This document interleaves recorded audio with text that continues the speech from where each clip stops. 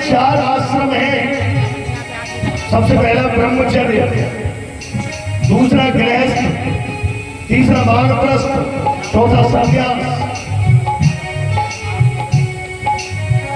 और आज मैं जो कथा कर रहा हूं आपके यहाँ, मुझे पीछे अपने बुजुर्ग जो दिख रहे हैं, कथा कहने का मन कर रहा है कि तबीयत से कथा करूं। क्यों? ये संन्यास की ओर बढ़ रहे हैं, वानप्रस्थ पूरा हो रहा है इनका। आज कम से कम धर्म में रुचि है तो कथा के पांडाल में बैठे हैं।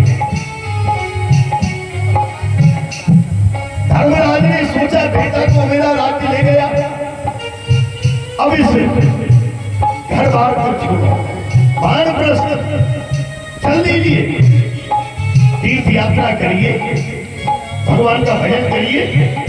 और जैसे निकल के जाने लगे, भगवान के द्वारे बात पहुंची गए। धर्मराज, युधिष्ठिर, अर्जुन, भीम, नकुल और सहदेव सबके सब चल दिए।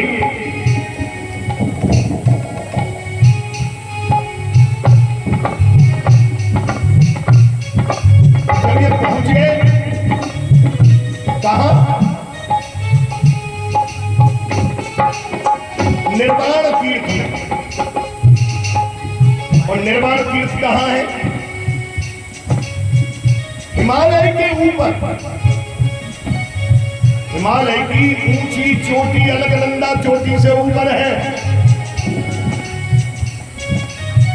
जहां जाने लगे, धीरे धीरे जैसे गए, सबसे पहले द्रौपदी गल गई।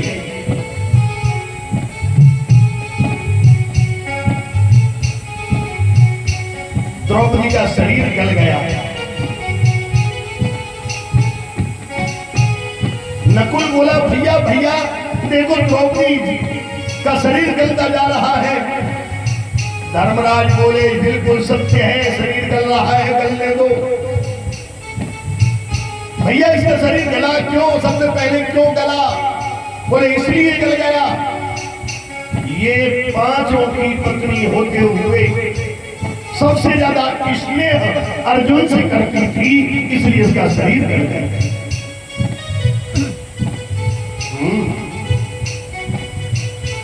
धीरे धीरे नकुल का शरीर गलने लगा।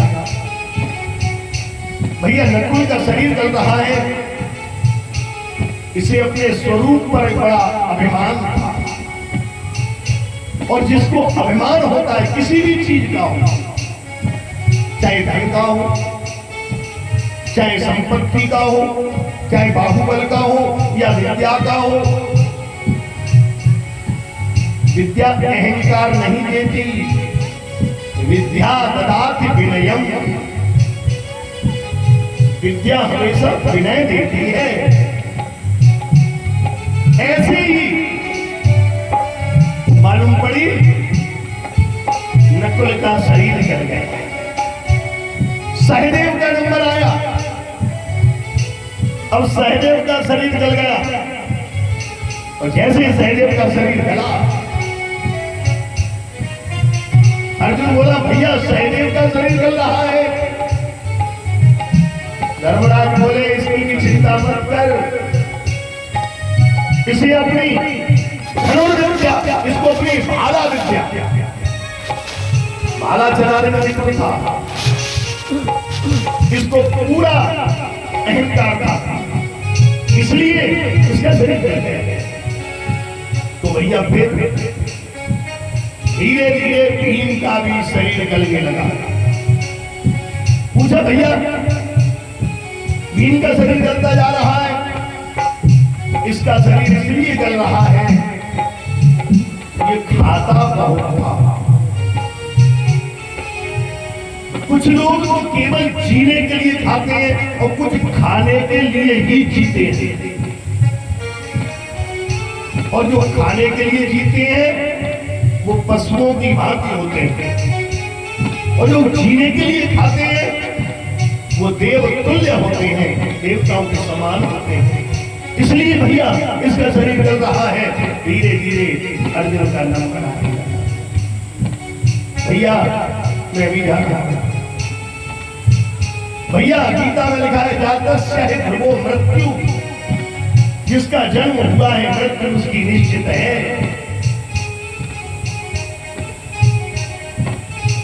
धर्मराज युधिष्ठिर अकेले रहे, सशरीर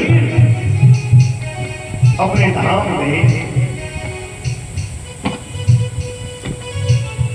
ये धर्मराज युधिष्ठिर धर्मराज की गद्दी पर बैठने वाले थे। इनका नाम युधिष्ठिर था, लेकिन धर्म का कार्य करते थे इसलिए धर्मराज माने गए थे। धर्मराज जी युधिष्ठिर जी जैसे आए सशरीर गए। आखिर उस धर्मराज युधिष्ठिर को इस धरती पर मानव योनि में आने की आवश्यकता क्या पड़ गई, क्यों आए? एक बार मांडव्य ऋषि, मंडूक ऋषि कह देते हैं, वो मांडव्य ऋषि बचपन में खेलते खेलते निकल कर जा रहे थे। एक कीड़ी बैठी हुई थी। उन्होंने कुशा दाब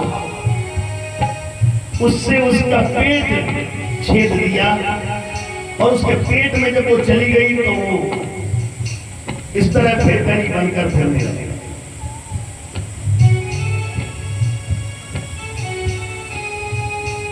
मालूम पड़ी कर्म का भोग बिना भोगे नष्ट नहीं होता। हम ये सोच लेते हैं उस व्यक्ति ने हमें नहीं देखा, उसका माल हरण कर दो। किसी ने हमें नहीं देखा, उसकी कोई भी चीज चुरा लो। 2 आंख वाले से बच सकते हो, 1000 आंख वाले से नहीं बच सकते। ठाकुर जी सब जगह रहता है। एक छोटा दृष्टांत, एक विद्यालय में बच्चे लोग पढ़ते हैं। गुरुजी ने कहा बेटा कभी कोई चोरी नहीं करनी चाहिए। आवाज हल्की। कभी चोरी नहीं करनी चाहिए। बच्चे ने पूछा क्यों? बोले भगवान देखता है। बच्चे ने पूछा गुरुजी भगवान कहाँ कहाँ देखता है? बोले हर जगह, कोई जगह ऐसी नहीं। बच्चे ने बाल स्वभाव था, धीरे से पूछ लिया क्या हमारे पलंग के नीचे भी देख लेता है? बोले कहीं भी छुप जाओ वो सब जगह देख लेता है। अब एक दिन उन सब बच्चों की परीक्षा हुई। एक अधिकारी आए, उन्होंने क्लास में 30 बच्चे थे, 30 को भी खिलौने दिए एक और खिलौना देकर कहा कि खिलौनों को जो जल्दी तोड़ के लाएगा वो नंबर 1 पर आएगा। बच्चे भागे, कोई इधर भागा कोई उधर भागा, किसी ने तोड़ा मरोड़ा, यानी 29 बच्चे खिलौना तोड़ के ले आए। एक बच्चा जो गुरुजी की बात पर ध्यान रख रहा था, वो जिधर भी तोड़ने के लिए जाए उसे ध्यान आए भगवान देख रहा है। ये गलत काम है।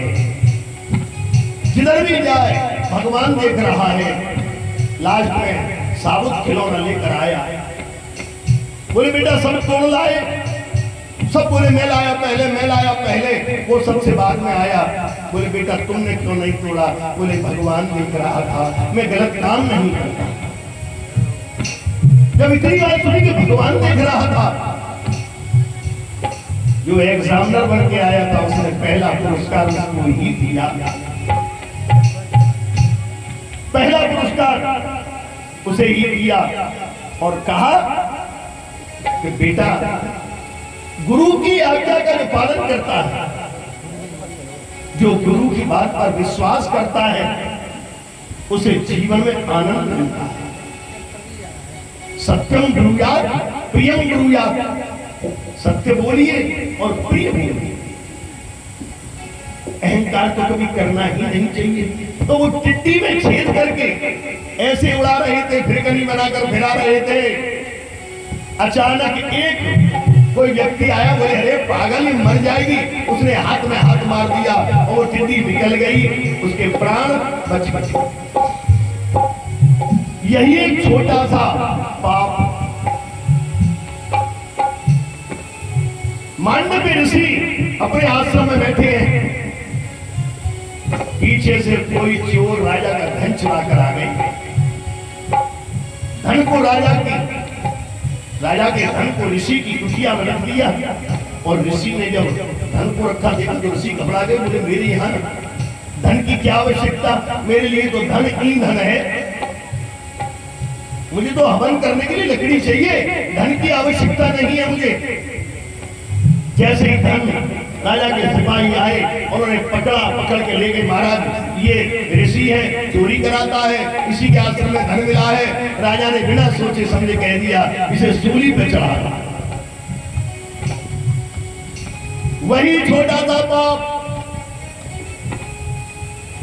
कौन सा वाला? वही छोटी सी एक टिड्डी को मारने वाला पाप, जो पेट में छेद दिया था, सूली पे चढ़ा दिया। और जैसे ही सूली पे चढ़ाया, पेट में सूली लगी, पीड़ा हुई।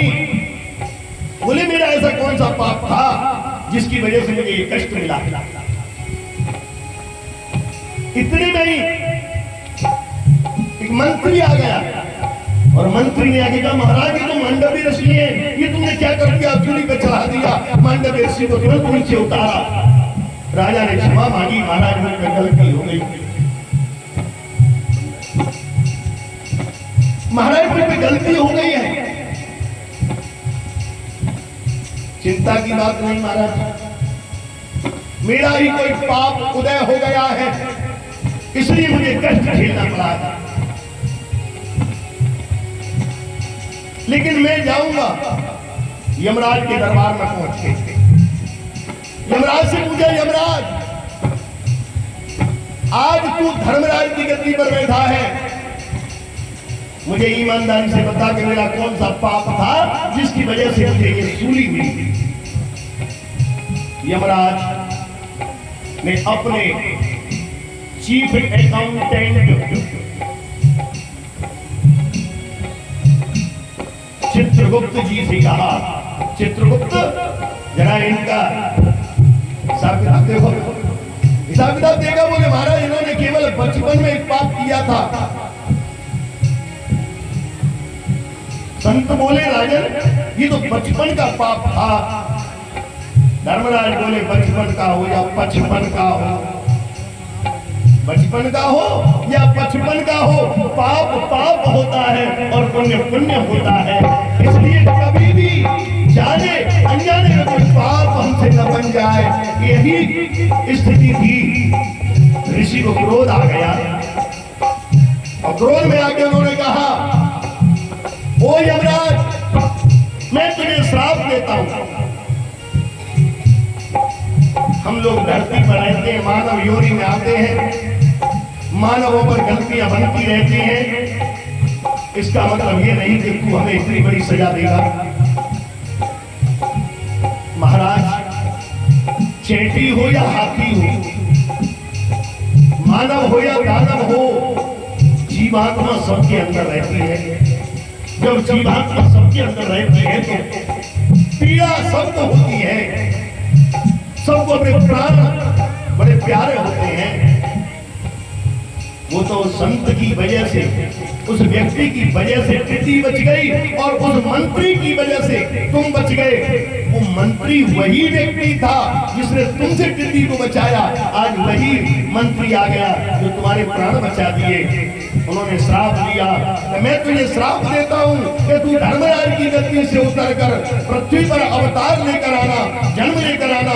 तब तुझे मालूम पड़ेगी कि संसारी लोग कितने संकट झेलते हैं और उसके बाद भी भगवान का स्मरण करते हैं। इसीलिए धर्मराज को पृथ्वी पर जन्म लेकर आना पड़ा था। तभी हाथ जोड़कर धर्मराज कहते हैं कि मेरा कोई ना मेरा कोई न सहारा बिन तेरे और नंदलाल सवरिया कोई न सहारा बिन तेरे नंदलाल सवरिया मेरा कोई न सहारा बिन तेरे नंदलाल सवरिया मेरा कोई न सहारा बिन तेरे नंदलाल सवरिया ओ नंदलाल सवरिया मेरे ओ नंदलाल सवरिया ध्यान रखना जिसका नंदलाल है वो तो बोले और जिसका नंदलाल ना हो जो ये सोचते हो कि भगवान हमारा है ही नहीं वो ताली भी ना बजाए और मुंह से भी ना बोले तो ये ध्यान रखना अब ये तुम्हारे ऊपर निर्णय छोड़ दिया